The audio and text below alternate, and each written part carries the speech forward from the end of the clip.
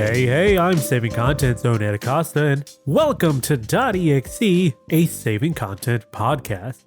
It's episode 33, and joining me today is the pickle worth a nickel, Eric Acosta. Yay, I'm worth a nickel. Wait a minute. Little Rascals, was it $1 for the pickle? Is that what he did? He had a pickle, he got $1? I'm going to be totally honest with you. I just made that up because it rhymed. I did not realize it was attached to anything in media. Well, because I think, because Buckwheat, doesn't he do like a song? He's like, I got a pickle, I got a pickle, I got a pickle, hey, hey, hey, hey. Was it a pickle? I know he had the part that said I got $1. Well, yeah, because I think, I swear it was, he had a pickle and then like he traded the pickle for $1 and then he was saying the dollar one. It has been ages since I've watched that movie. I could not tell you. Yeah, it's been a while. I don't remember. Anyway, it's been a while since we've recorded one of these. It's been a while. So we're back. Just busy. Life. Lots of things going on around both of our situations. Just lots of stuff. Oh yeah, so, I had a wedding I had to go to and record, and right. Just work stuff on my end. So yep. Fun times. Well, let's do a little catch up. In between all of the busyness, what have you been playing? So what am I playing? PlateUp, which is a freaking amazing game. Love it. Me and Dez and Ed been playing it, and then me and Dez started playing it like during the midday when like we both had off or whatever. And we've gotten pretty far. So we've gotten past 15 a few times, level 15 a few times. And we actually have a single franchise that we've gone past 15 I think twice. So we're like on our third run of going past, trying to get past 15. And it's actually starting to get kind of hard. Oh. But we got a card that in I think the second run, maybe it was the first one, but where when you buy a blueprint, it will bring another envelope. So like you buy a blueprint and it replaces it with another envelope. Oh. Yeah, and that's been super awesome. It's a random envelope though. Yes, yeah, it's a random envelope. So it's another random blueprint. But what's been great about that is we also had in the second run when we were getting later in it, we had a blueprint desk or a regular research desk, a copy desk, and a discount desk. Oh, nice. So what we ended up doing, and we did end up failing that by my mistake, of course, but I believe I had put down a pie and forgot to put a plate on it or something like that. Oh, I hate that. Yeah, I think like some of those they're just lines. Big enough where it doesn't look like you've missed your plate. Right. So what we were doing was what me and Des want to do is we want to get to a point where it's kind of like sushi restaurant with pies, right? We just want oh yeah, just conveyor belt everything, exactly. And we got like a conveyor belt, and then we put it in the blueprint desk or cabinet and made a copy, and then found that if you make a copy, you can't upgrade, or when you take it out, you can't put it back into the blueprint cabinet. And also, I believe when you make a copy, that copy cannot be upgraded, because I tried to upgrade it and it wouldn't work, but it upgraded the original of that item. So it's got to be the last upgrade. Right, the upgrade that you want. The thing that you want. But when you do the discount table, it does work on that. Oh, okay. Yeah. Well, that is helpful. So what we're doing is we wanted to get to the smart conveyors grabbers. Right, do a bunch of those. Yeah. And we found out that the metal table is actually useful. Isn't the metal table give you like less patience or something like that? So the metal table is like, I think it's like less food waiting and less patience. But what it does also does, and I think they do it on purpose because it's funny, but they talk about it having no sides because it's a round table. Right. But they also mean the people order the main dish and order a side, but you only have to give them the main dish. They won't have to have the sides. Oh, okay. Yeah. So they'll order it, but you don't have to put it on the table. They'll just eat the pie and go. Or the main dish and go. But you don't get the bonus money. Right, you don't get the bonus money for the sides unless you give it to them. But there's no like they'll come in, eat, and go away. I'm like, okay, that is kind of overpowered because that eliminates a lot of that. Like, you could just keep picking cards that have sides because you never have to make them. Right. If all of your table's metal. So you could do that, and then if you have the time to make a side, you still deliver it to them and get a little extra cash. Exactly, if you wanted to. Exactly. Now, those tables, though, I don't remember. They're only 2 tops, right? I don't think you can sit 4 on there. No, but you can sit 4 on the metals. Oh, okay. Huh. Yeah, so that's what we ended up doing. Using the metal tables, 3 metal tables, and it worked out splendidly. But all now, right. Like I said, we're at the point we use the Blarg seed. Blarg. Which is that huge, really big one. And we're kind of at a point, I think we're at a point where we may end up failing. Oh, no. Because it's just too many people coming in and we don't have enough. Like, I don't have a washing machine or a dishwasher, or fast enough, like, scrub brush or anything. I just can't. I can't keep up with the delivery and dirty plates. Oh, okay. Yeah. So we probably could do it if you joined. Just like, you or me delivering or doing dirty plates and just that's all we do. Right. Which, I'm fine with doing that. And then we'll also, when we speak about that, we're trying to get our cousin to join in on that so we can have a 4-player. Right. We'll get one or all of them to join one day. Yeah. It's such a fun game. It is. It's one of those, like, it's relaxing but not. Like, it's a stressful game, but it's enough stress to be relaxing. Yeah, it's not like overcooked stress where right. You're like, oh no, I gotta finish this recipe. It is. Well, and it's also because, like, Overcooked is that puzzle-ish aspect where it's like they've given you these the materials, and in a specific way you have to figure out that puzzle. So that's where that stress comes in. Whereas PlateUp, the stress there is just, oh no, I messed up. I need to catch up. And you can sometimes, most of the time you can end up catching back up. Like, it's not the end of the world. So there is some, like, fluidity there and flexibility where you can screw up once or twice and still be okay. Yeah. I mean, you can survive if you ended up messing something up.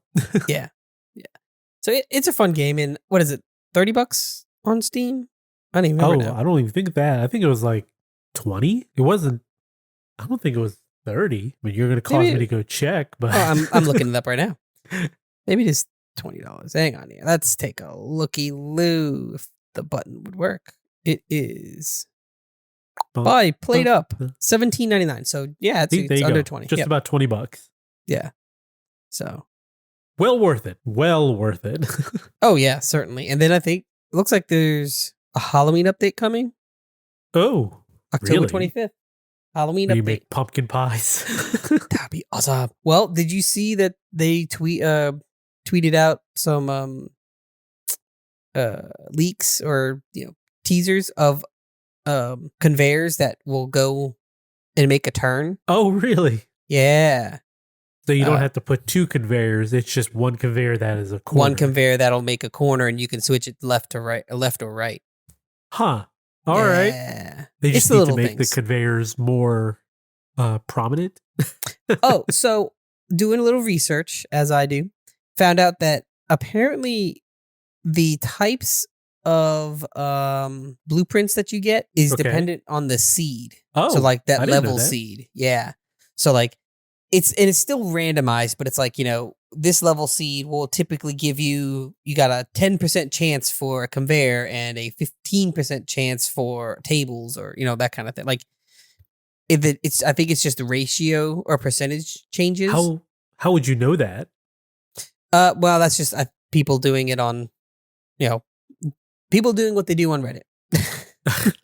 All right, so the game doesn't present that information to they don't. you. It's I just, don't believe that's yeah. presented anywhere in game. I think it's just people on Reddit being like, I've done this testing, deep diving. Yeah.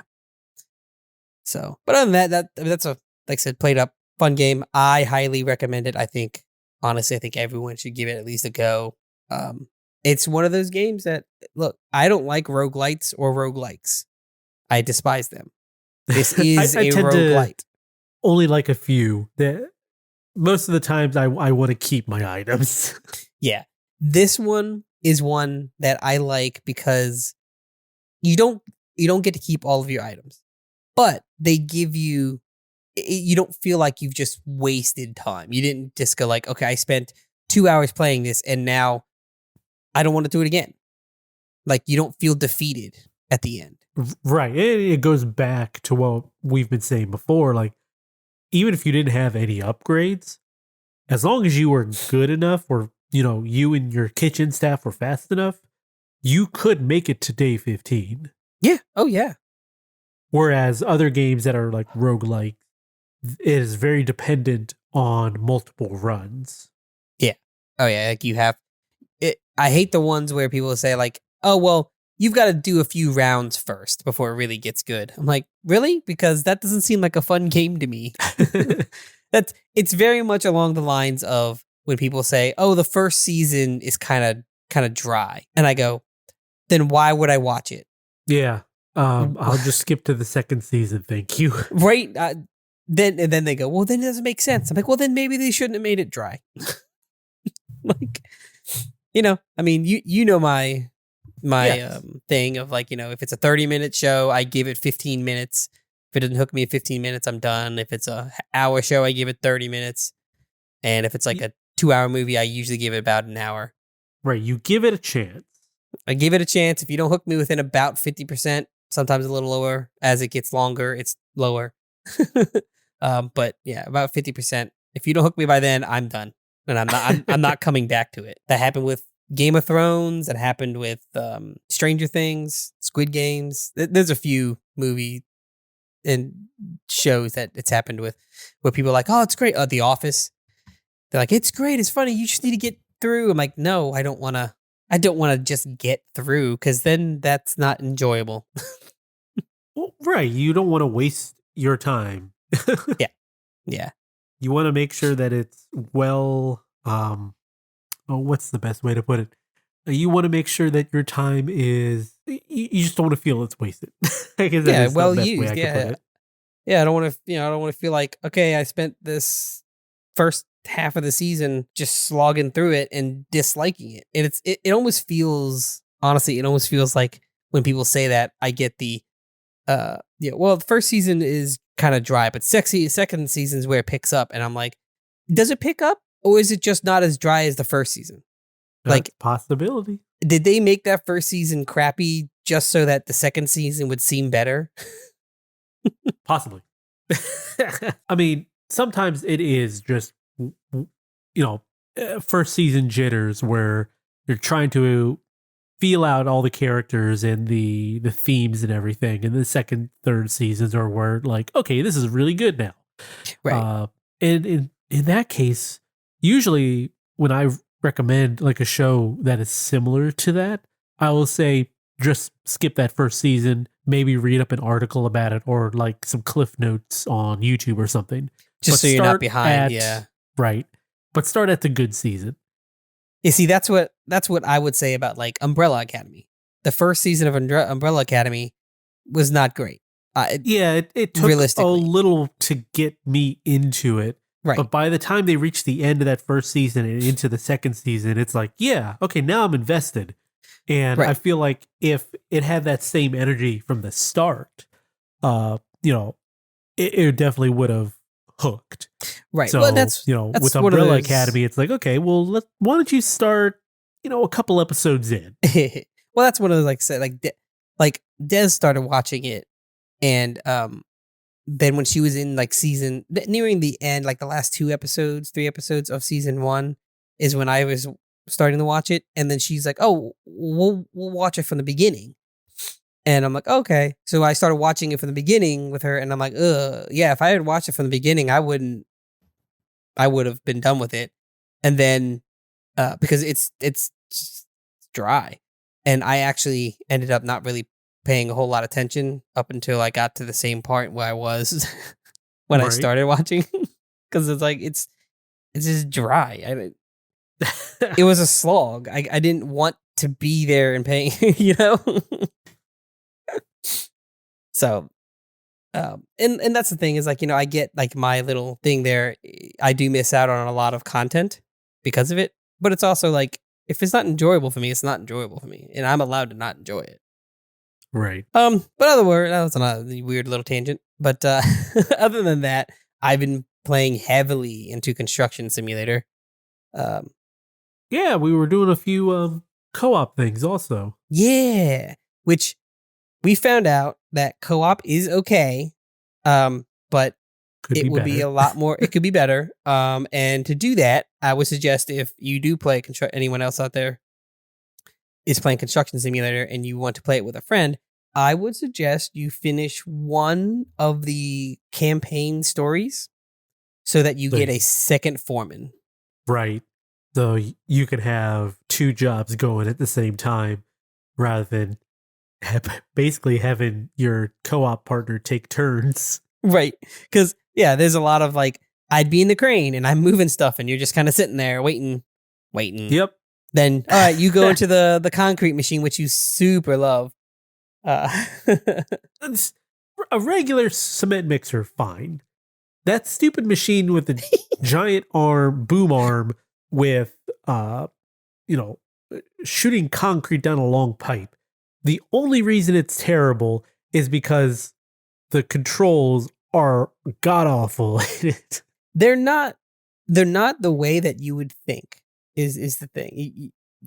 You're controlling it with like individual sections of the booms, but it doesn't work the way that you would think it would work. So it gets kind of like, oh, I want to move it to the left, or it's not really left and right. That's not bad, but it's the forward and back.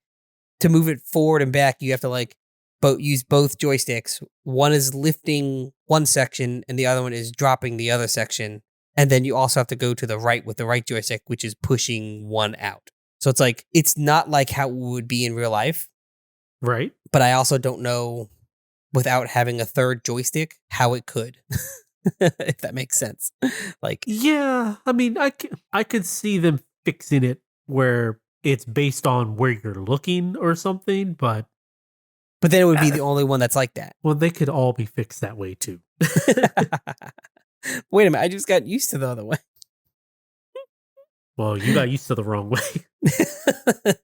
I got used to the broken way. But yeah, it's so much fun. I mean, I find it fun because I just can go in and just build or mess with something. Like right now, I'm building a electric plant. I think it's a hydroelectric plant. And I'm digging a hole. Basically, a dam. Yes. I mean, basically, that's what a hydroelectric plant is a dam. So wait, how big of a hole are you making? Well, so I think, I don't know what it's for, but it looks like it's more for like a reservoir and not like the back end of the dam. Because it's not, it just looks like it's a rather, almost like a large swimming pool. Okay. But I haven't finished it yet. I'm only 63% done digging because there's a lot of dirt. Well then. Also, tip for anyone playing it, dig the dirt out, put it in a dump truck, and sell it. because it's only like 5,000 every full, but it's $5,000. It Like, adds up quickly. It does add up quickly, especially like the job that I'm on. I'm only 63% done, but I've made, just out of selling the dirt, I've made, almost 500,000. Good grief. So it's worth it. Other than that, I've been playing the same game that you've been playing on this one. So this is kind of our like Venn diagram overlap here. Is Grounded. Yes, that is an oddly satisfying game. It's one of those games that I can play for a little bit, but I do end up getting bored. I don't say bored. I do end up getting like, now what do I do? I think that is an issue. I think it is less so when you're playing co-op. When you're by yourself and you're planning to play co-op, then it's like, okay, well, I don't want to continue the story or find these items without the co-op partners in here, because then they don't get it. Or it doesn't pop up for them. They don't get like the video. Yeah, exactly. Effects. Yeah. So it's like, do I wait? Yeah, I guess I'll wait and build up like our base or something. But you can only do that for so long. Yeah. But when you are playing together, it's fun. I really like it. Yeah, and Jenny seemed to really like it too. She was playing for a pretty good while. Yeah, and poor Keegan. He was enjoying it until his computer kept crapping out on him for some reason. I have no idea, but what I did end up doing was I did change the firewall setting to allow it in the public and private space. And that seemed to fix it, which makes no sense to me. Okay. Because it's not like it was on a public network. The private network was checked, but I added public network. Okay. And it didn't crash after I'd made that change. Well, we're going to have to play again with the kids and see if that was a lasting change. See if it fixed it totally. Theoretically, it should. Because, that last, hour that you guys were playing, he didn't crash. His didn't crash at all. Oh, okay. Yeah. So something about that. And I guess, I don't know. Like I said, that the network is a private network. So it's not like it was on a public network. I don't know if maybe the firewall was overreaching and shutting it down. I don't know. That is a little strange. But I mean, the game itself, the loop is enjoyable. It's satisfying enough, yeah. Yeah, you go out there, kill some bugs, you find some items, you head back to base, you sleep, and you repeat. Yep. I do feel that it takes a while to get going. It does take a little bit, especially if you're playing with bugs attacking and aggression. Yes. Because it's just that, you feel like you don't want to go anywhere aside from your base, but you have to go out to get stuff. But if you go out, there is too easily of a chance of you being attacked and killed. Yes, especially early on. Right.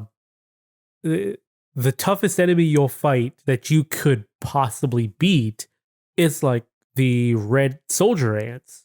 Yeah. And they do a lot of damage still, even if you have a shield and everything. But if you meet up with a bombardier or let's say a spider, yeah, good luck. You have to have good equipment to be able to survive, and to have good equipment, you've got to beat a few of those bugs. Yep. So playing just me and you or by myself with the enemies basically turned on, it was fun, but it took a while. When playing with Genevieve and Keegan, they wanted a more relaxed setting. So, we turned the combat off. And even if you attack the bugs, they just sit there and take it and then die. Yep. Or they'll walk away. Yeah. And I was like, when Genevieve was done playing and Maris wanted to play. Oh, that was funny. So Maris got on there and she was running around, and Ed. You should preface this with what her take on bugs is. Oh, she doesn't like bugs. They're creepy. So she wanted to play the game that her brother and sister were playing. Yes. Not realizing that it was with bugs. Well, and we both said it, there's bugs in the game. And she goes, ew, I don't like bugs. I'm like, yeah, but there's bugs in the game. Like, the game has bugs. And she just ignored Daddy and Uncle Ed because that's what she does. And then she turns around, like, following Ed, and you went, like, around a corner or something to attack the spider, and the spider came around the corner, and she went, "Aah!" Yeah, she was like, no, I don't like bugs. She's like back up. She's doing that backup running away. And I'm like, honey, this one won't attack. It won't attack. It won't hurt you. And I finally got it because you were hitting it in its thorax. Uh-huh. And I kept telling her, I was like, oh, look, Uncle Ed's hitting it in the butt. Go hit the spider butt. So she walked over to do it. And as soon as she was getting ready to hit it, it turns around to run because it does like its pathing. And it turned around and she was like right up on it and she freaked. Yes, I remember that scream. Just spider eyes in her face. And she's like, and then she was like, I'm done. Yeah, it was good. It was funny. But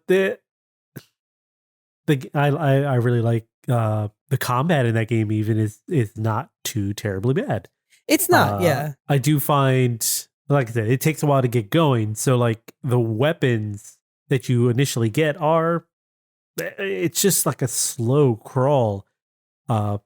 Once I was able to get a weapon with a status effect on it, things started to get a little easier, and I was actually able to defeat one of the Red Ant soldiers on purpose. And, I just feel like that game needs a faster ramp up. Once we turned the damage off or the enemies off, I was going through and collecting the stuff that we hadn't gotten yet so that we could make like better armor and weapons so that when we do go find these next sets of science labs with the enemies turned on, we actually stand a chance. Yeah. I don't know if you saw when we were playing, but there are like 4 or 5 more science labs around the yard, and they're in some interesting places. So it'll be neat to go and explore some of those. Like there's this giant koi pond, and there's a science lab under the water. And yes, we had the damage turned off, and I decided to hop into the water and check out the koi. One, koi doesn't take any damage. Of course not. I do not know if he will eat you. He may. He also is missing an eye. Oh, okay. But yeah, it's a giant koi fish. So, well, I guess, yeah, because you weren't playing with, you wouldn't know if it'd eat you. Huh. Yeah, there's, that, for being just a little backyard, there's, a lot to that map. There is, like, because I got up on top of something, and just kind of looked around, and it's not a huge map. Well, relatively so to other, open world games. It's not a huge map, but it definitely feels huge. It feels big.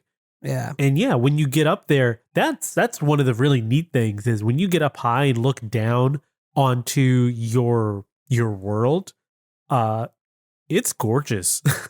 Like the way the light comes in and like the focal blur is being applied. It looks really nice. And I'm playing on the Series X. So yeah, obviously it's as good as it can be on a Series X. And it's stunning. I like it. It's just a really nice, really nice and comforting look to it. Even though you're tiny and there's a lot of dirt and bugs. I guess that's another thing about it is the style of the game is really interesting. Where, you're shrunken down, so everything's got to be made to scale, and all the equipment and items, they're like bug or grass or rock themed, and it's neat. Like you're taking the tops of acorns and making them into like a loom. Right. It's just a neat design ethic to go with it. It's a nice, it's a neat aesthetic. I like it. And it obviously fits. And it just gives me like, Honey, I Shrunk the Kids vibes. Oh yeah, I mean that is obviously where they're going with this. I mean the story. I haven't paid too much attention to the story. So it seems like they're going to dole out more story with each lab you find.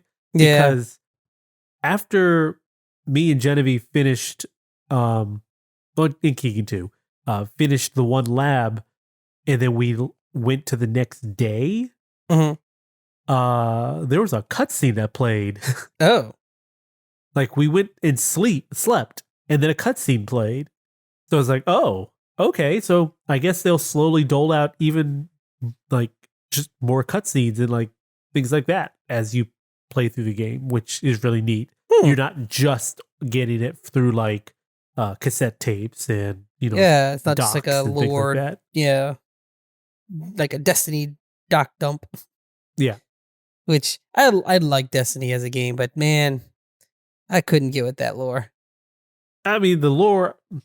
If they put it in the game, I think it'd be different. If the if instead of having the cassette tapes in this game and like the manila folders and such, but they showed you a picture of an item and then said, hey, go to this website and read up on the story, I would be less enthused. That's to say that Destiny should have included its story in the game and not on an outside website. Grimoire cards are terrible. Yeah. I mean, this is why I'm thankful for My Name is Bife. Yeah. And he, just that sort of, I guess you could say YouTuber, where like, My Name is Bife or Vadi Vidi. I always forget which way it goes. For the Souls stuff. They're very entertaining, taking the story of a game that barely tells you its story. Yeah. It tries to actually give it to you. Yeah. Well, other than the grounded game, I have been playing a few other things. I've been playing some of the new Jackbox Party Pack 9, which releases actually probably tomorrow if I have to go double check the embargo and everything. So I'm not going to say much about it or give my impressions, but know that it's out this week and I've played it. And I think you guys should too. How about that? Let's see. What else did I play? Oh yeah, I played Autonauts versus Piratebots. I've been playing this one for a little while, coming back and forth to it. If you've never played the first Autonauts game, it is basically resource management and base building, kind of like, a StarCraft or something. And the difference here is that there is automated robots. Right. So you are actually programming these robots to do these tasks. The easiest way to describe it is you go up to a robot, you click on them, you hit record, and then they will follow exactly what you do. So if you move to a tree in their programming, it's going to say, go to nearest tree. And then you chop down the tree, it'll say in their programming, then chop down tree. And then you pick it up, it'll say, then pick up. And you take it to whatever. It's following your actions. And then after you're done, you can close the loop and it'll just constantly do that till the end of time. The neat thing is that it is in a visual programming language, kind of like, what's that? What the one Keegan does? Scratch. It's kind of like Scratch, where, instead of writing the code out in like text, like Notepad, these are actual like icons and blocks and like, it's a visual representation of the different statements. So, I know very little programming, but having that be visual really helps me understand like the structure that I'm giving to these little robots. That's not to say that there isn't some confusion on my end when it comes to trying to get them to do what I want them to do. And I think part of that has to do with how the game utilizes things like if-then statements. So in my review, which will be coming out shortly, I do make mention of the fact that I really wish, with including in their tutorials, that they would have done something where they also kind of tell you like how these statements or what these statements mean in the context of this game. Right, because we had a problem with an if then statement, which didn't work in the way that an if then statement typically worked, or right, what we believed how it should work. Yeah, because we were doing something like, okay, well, if this is full, then move to the next item. If that item's full, repeat. Right. But he kept getting caught up on the first one, where it's like, well, if this is not full, I don't know what to do. But you do know what to do because it's in your programming. So it turned out to be, it's just the way that it was ordered in the game, which is not how you would think it would be. So, that's something I kind of wish that they would have, in the tutorial sections, would have at least kind of gone over some more. Now, what makes Autonauts vs. Piratebots different than the original Autonauts is that there is combat in this one, where on the world that you land on, it's randomly generated, so it's going to be different each time.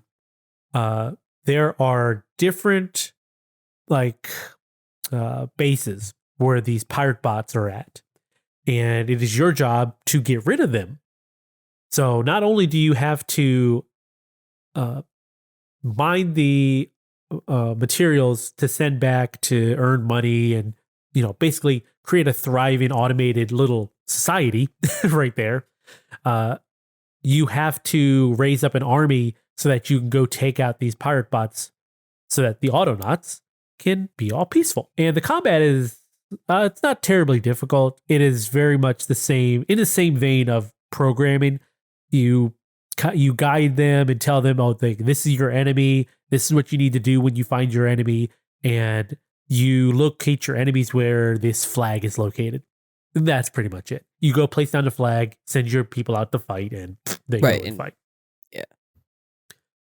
But overall, for a resource management game, or like a builder, if you want to call it that, it's fun and it's enjoyable.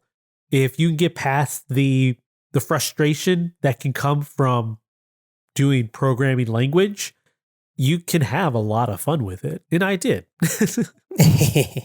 I still have to really get into that. I haven't really played it a whole lot. It seemed fun when I was watching you play it, so I have to try it out. I never played the first one. Yeah, the first one it's very light on the, I guess you could say, like the fighting type mechanics, because I don't remember there being any sort of combat. It is mostly just program your bots to make like an automated little system. That's all it was. And then, it's just, what did I say in my review? I had mentioned it is one of those games where after a while of playing, even when you're not playing, you're thinking about how you can make your workflow better. So it's like, okay, well, I know I've got these guys doing the chopping and the digging. Well, what if I did this instead? And maybe that guy did 2 jobs at once. Or maybe if I split them up and make a third guy. So you're constantly always thinking of a way to make your setup more efficient. And I think that is a good sign of a good one of those management games. Right. Now, on top of the Autonauts and Piratebots, I've also been playing more of Disney Dreamlight, which is, said it to, I'm blue in the face, but I really like Disney Dreamlight. It's a good version of Animal Crossing where it doesn't penalize you for playing a lot. I am looking forward to, what is it, Thursday, I guess? They are releasing Scar, so it's another character. And then next month, they're going to add the Toy Story expansion. So I am excited to have more to do with that game. Yes, I have not maxed out everything yet, but I'm close to it. But I've reached max level with, I think, 4 or 5 characters at this point. So I'm getting there, but yeah, I'm definitely not anywhere close. Well, now speaking of upcoming things. Yes, upcoming things. Let's dive into the topic for this week. I figure, we're getting closer to the end of the year. So what's a good way? What's a good way to no, you know what? What is a good topic? Yeah, that's what I want to say. What is a good topic to discuss? And I think we should probably talk a little bit about the upcoming games that we're excited for the rest of 2022 at least. I mean the one closest to release, and something that we're both kind of excited to tackle, is the new Batman game, Gotham Knights. Well, Bat Family game.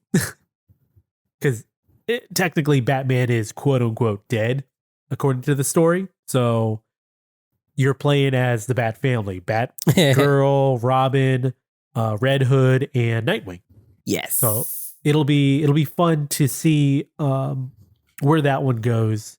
Mainly because it's got co-op, and Batman combat with co-op seems like it'll be fun.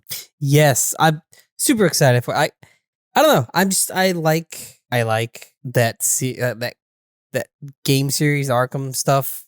I'm hoping that it's similar enough in the fight style. I think that's the main reason why I like the Arkham games, just because the fighting, the type of fighting it was, the Spider-Man kind of mimicked.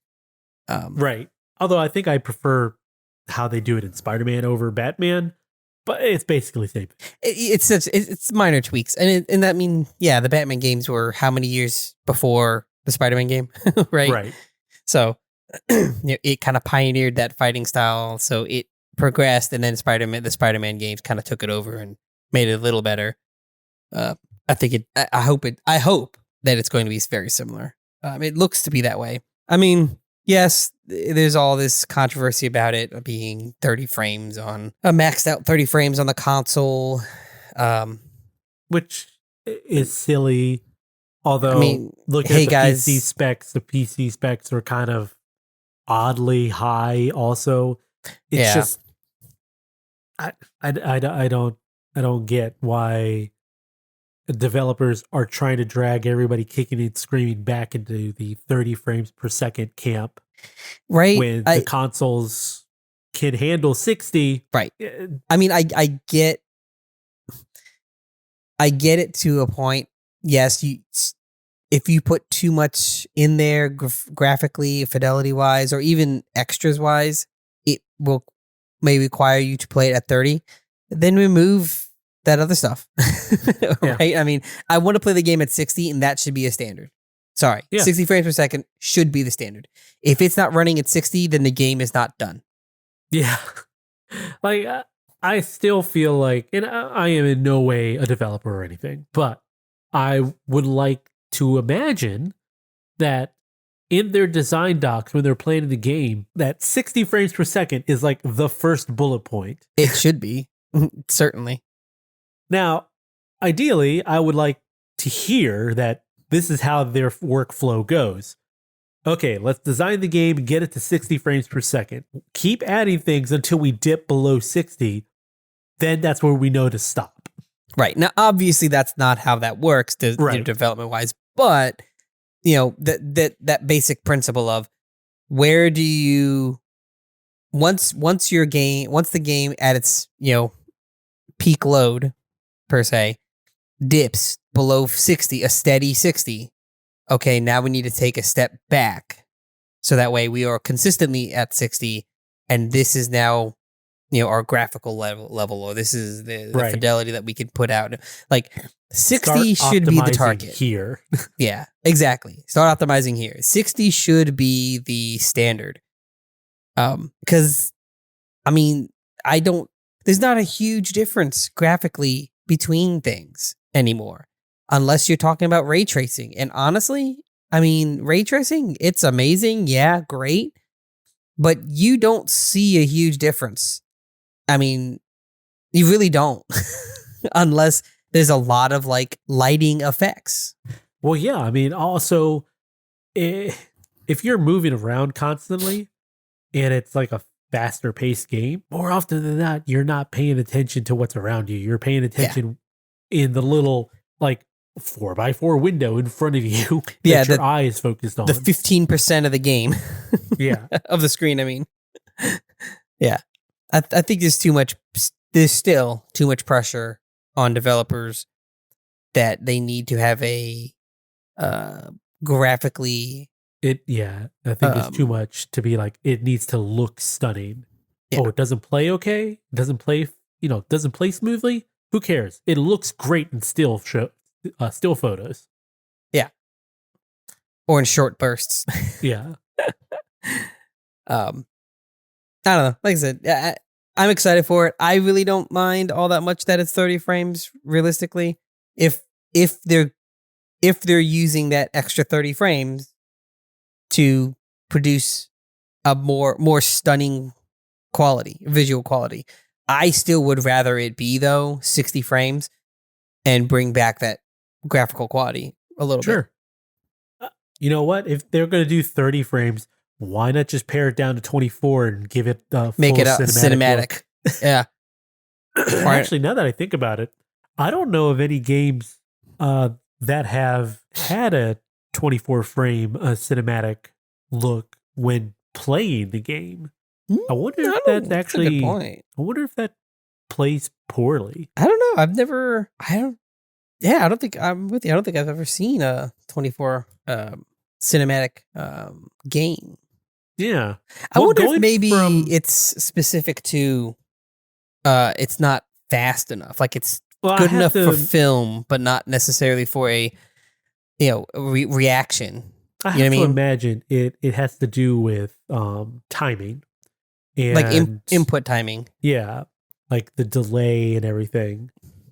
Like obviously between a 30 and a 60 game, your input is not all that much different feeling, but it looks like when you see it and when you move your joystick, that sense of feeling that there's that instant control is different than when you're playing a game that's at 30. Right. Now going from one game that is all about the high-end graphics and locking everything at 30 to a game that tries to run as smooth as it can on a hard piece of hardware that is way underpowered. Pokemon Violet and Scarlet coming up. I am super excited to hop into those, mainly because it's going to be Arceus just with the modern mainline Pokemon game. Okay, well, it's going to be a mix. It's not exactly Arceus. Well, no, it's the open world thing. It's the open world. That's when I say Arceus, that's what I mean. Yeah.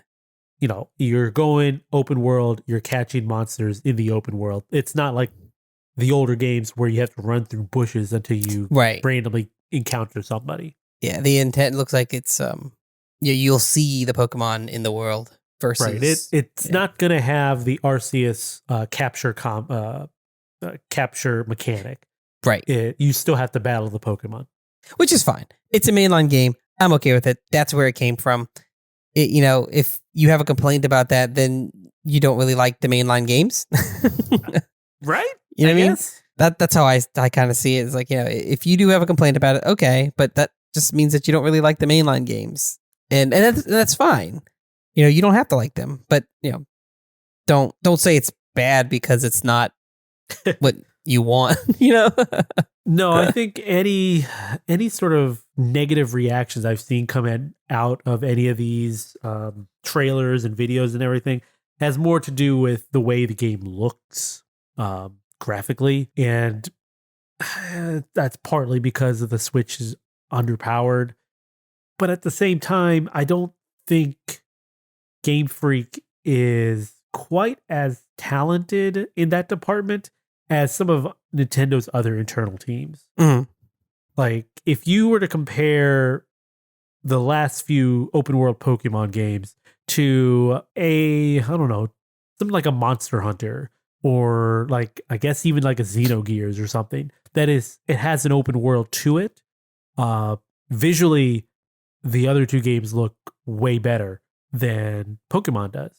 Mhm. Pokemon has the advantage of having a certain type of art style that works well with its design. But just imagine if they put a little more effort into making some of the surrounding world just look better. Yes, you it know, would be great. But Yes. this is the Pokemon Company, Game Freak and Pokemon Company.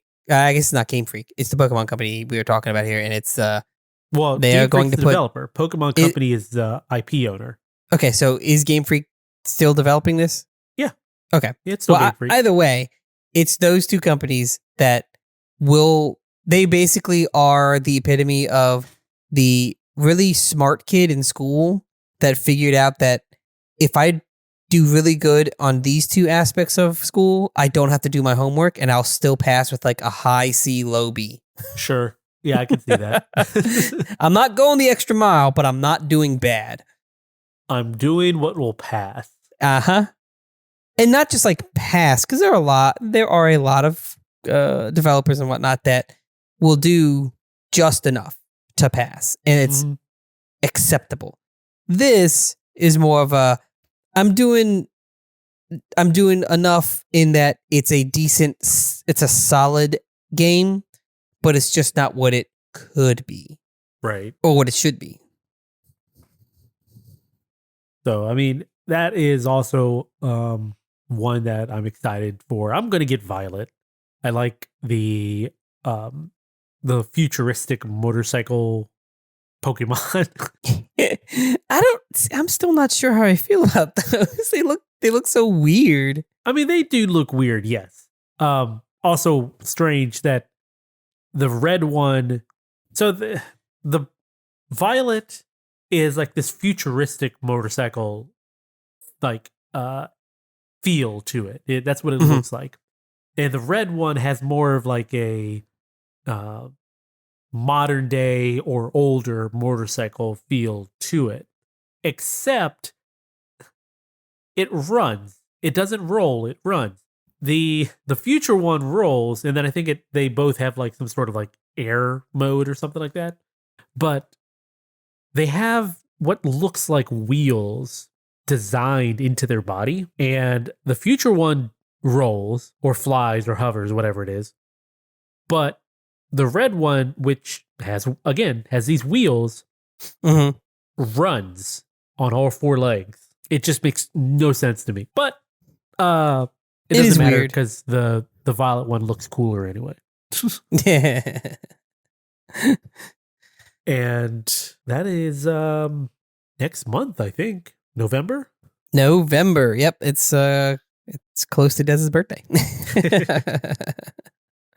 Also in November, I'm looking forward to Sonic Frontiers. Now, I have been turning as blind of an eye as I can to any coverage on this game because I'm hopeful for it to actually be good.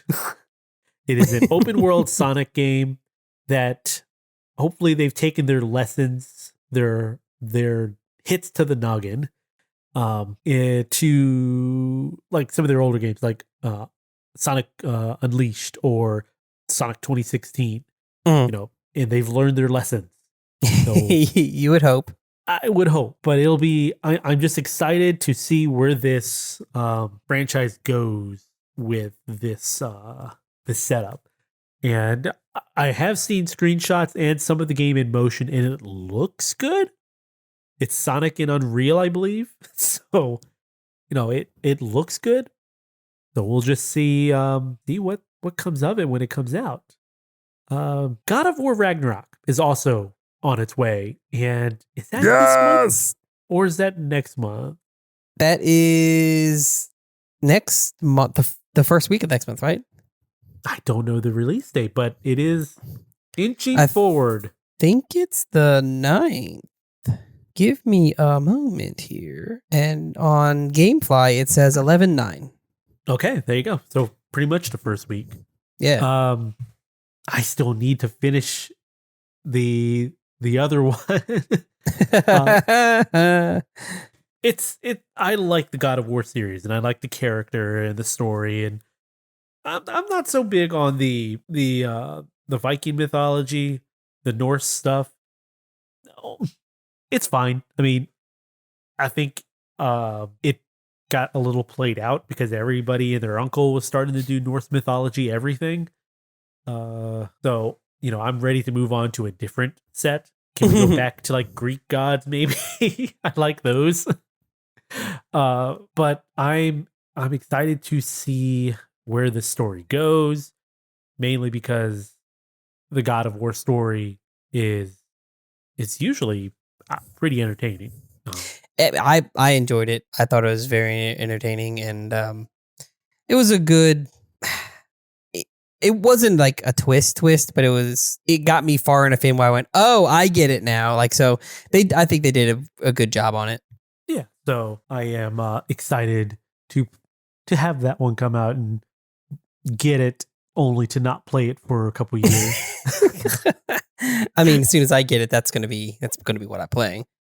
That'll be my weekends. I'm sure. The last thing that I have that I'm excited to get my hands on is the new Need for Speed is coming out in December. Need for Speed Unbound. What I'm not excited about is that you can tell from all of the marketing material and the trailers and everything that they are reaching out to the Need for Speed Underground fans out there. It is very much the underground tuning culture type of game. What I'm excited for, though, is the style that they've got going on in this game. Like, it's not like these 3D characters that are supposed to represent like, kind of realism, and it's not going to be full motion video or anything. They're going with this like anime, like street art aesthetic that it's really neat for the characters. It almost feels like they're trying to do modelista.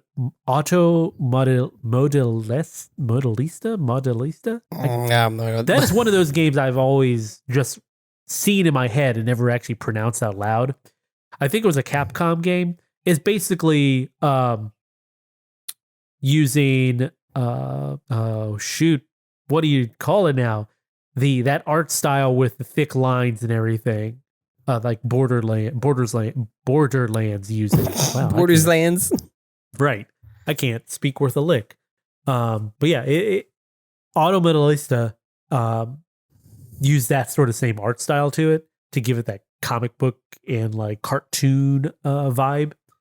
And Underground, Unbound here is kind of going with something similar, but not so much with the car models or anything. The car models and the world around you still looks like a modern Need for Speed game, just in a city in the evening and at night.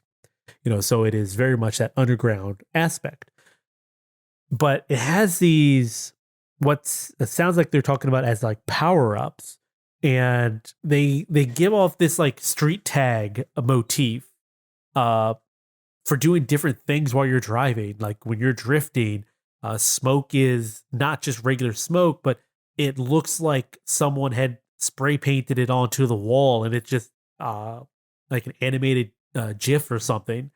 And there are points where like you see the car flying through the air, and like these angel wings pop out on the back that look like they were, spray painted on. And it's a really cool, like, style that they're going for. This game looks like it has style. Right. I'm just not big on the tuner culture. That's the only thing that's like, dissuading me from really wanting to enjoy this game. Right. But I want to get my hands on it and see if it plays well. Because that would bode well for other games not possibly in that type of tuner culture. Like if the game itself bodes well. Back. Yeah. I mean, I would like to see them go back to kind of the original formula of high-powered exotic and sports cars outrunning the cops. I feel like that's all you need for a good Need for Speed game. It doesn't, if you have a story, great, but it doesn't need all this tuning. It doesn't need customization. I mean, if you want to change colors and everything, fine. If you want to add some parts here and there, I don't see much wrong with that. But I felt like Need for Speed Heat was a good in between. It's still a little too focused on street racing, like street culture, and not enough on the high stakes sort of feel. But it was a good in between from your classic Need for Speed and something like your more underground and tuning Need for Speed. So I'm excited to see where Unbound goes and if it plays well. It is Criterion who's taken the helm again. Ghost Games has, if I remember right, has disbanded, and EA has folded them back into different studios within the EA umbrella.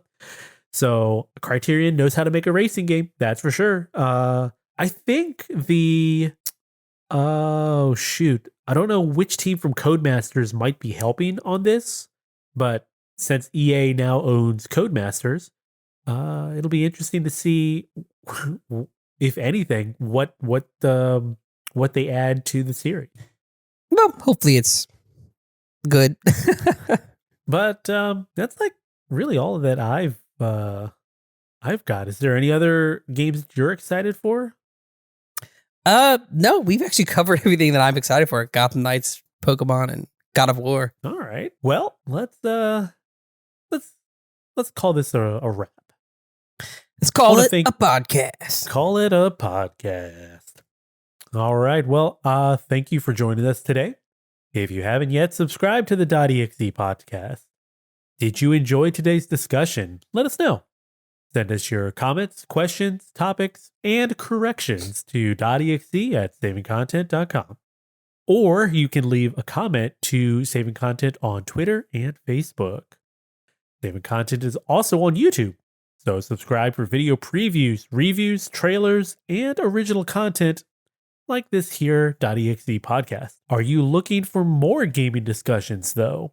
Then check out the Saving Content Quick Save podcast with Evan and Scott. It's been a while since they've recorded something, so it gives you enough time to catch up on older episodes, and they've got a lot of good stuff out there. Hey, go listen to like the bracket ones. Those were really fun.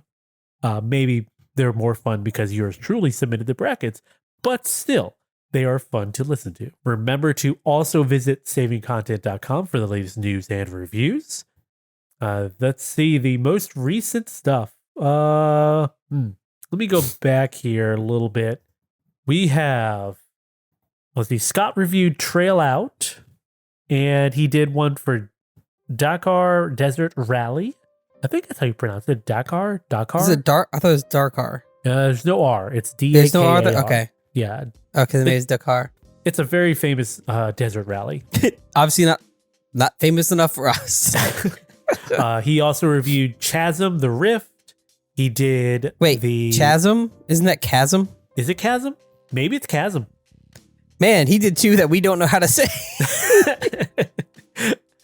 He also just recently reviewed the Vulcan 2 Max. It's a Rocat. That's the brand, Rocat keyboard. And I also reviewed Lego Brick Tales. So that one's up there for you to see. And then later on this week, like I said, you'll have the Jackbox Party Pack 9 and Autonauts versus Pirate Bots to read. Hey, I'd play that. With that, we've also done a few previews since we've last been here. Let's see, there was... What was the last thing let's see. The last thing Scott did was Gloomwood or Gunner Heat. One of those. Yeah, it was one of those. Gloomwood or Gunner Heat. So he did early access preview with those. Marauders. That's a recent one here. I did with you, Disney Dreamlight Valley. And he just recently, that was today, if I remember right, Against the Storm. So there's a video out there for that one. Go give that a watch. And then speaking of videos, we did do a couple that were just fun little videos. We played through Construction Simulator, did some PlateUp. Yes. We got the Bakery Simulator video out there, and we play through Yacht Mechanic Simulator. Go give that one a watch and understand how we don't understand what a yacht is. Yeah. Look, it makes no sense. It's a boat. It doesn't. Like, you can't just change the definition of a boat when you're out in the whatever. It's relative to like what you're doing, but that's yeah. Before we go, we only ask for one tiny favor, and that's a simple 5-star review. You can even do those reviews right in your podcast app of choice. Now, finally, don't forget to tell your friends about us here at dotEXE. It'll help us grow, and we would really appreciate it. So I want to thank you for listening, and remember, kindness costs us nothing, but it means everything. Good night. Good night.